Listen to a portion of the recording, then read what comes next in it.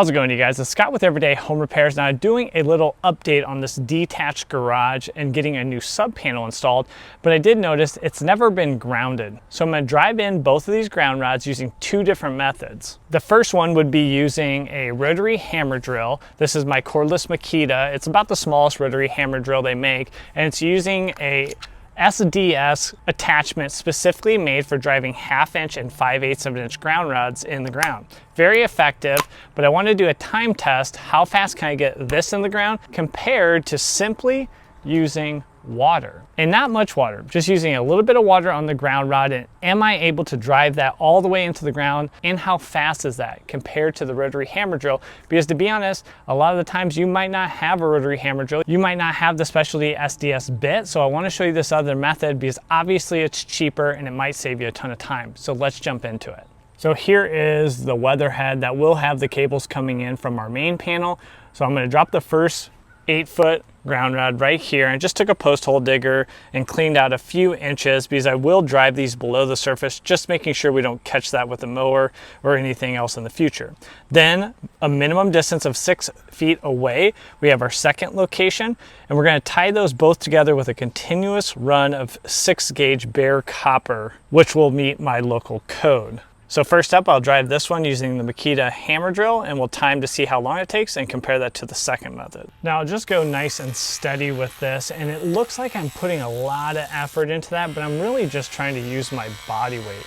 Just placing my body weight on the end of the hammer drill, and that will be the force that actually drives the 5/8 of an inch ground rod into the ground.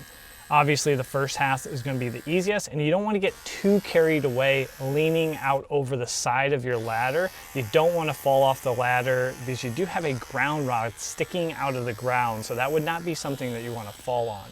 But just take your time, use your weight, don't get too crazy, and this probably will work up a bit of a sweat before you're all said and done.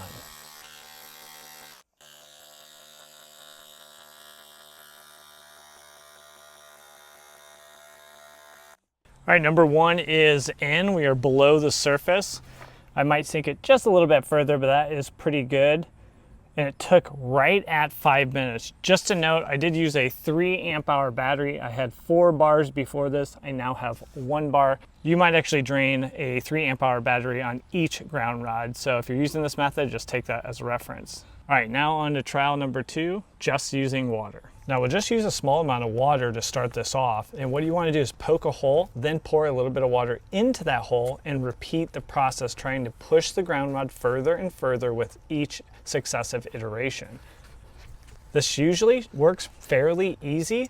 Now you might get within a few feet of the ground and start meeting some resistance, as I did, and that's where you might have to bring out a hammer. I do recommend a 3 or 4 pound sledgehammer, and that should make quick work to the rest of this ground rod, getting it all the way below the surface. So both of our 5/8 of an inch, 8-foot long ground rods are in the ground, and I did just use a ditch shovel, shave off a few inches of the soil, and then run that 6-gauge bare copper from one acorn clip on the end continuously through that second acorn clip. So I did put that acorn clip on the wire prior to starting the first one, so it was already loaded and ready to go. Now I got a little bit more work to do on the sub panel on the inside, so I'm not going to connect that all up, but that's all there is to it. And you saw that second method was crazy efficient. I'm impressed every time I see this done or I do this, how fast you can get that ground rod in the ground. Now I did have about 2 feet left to go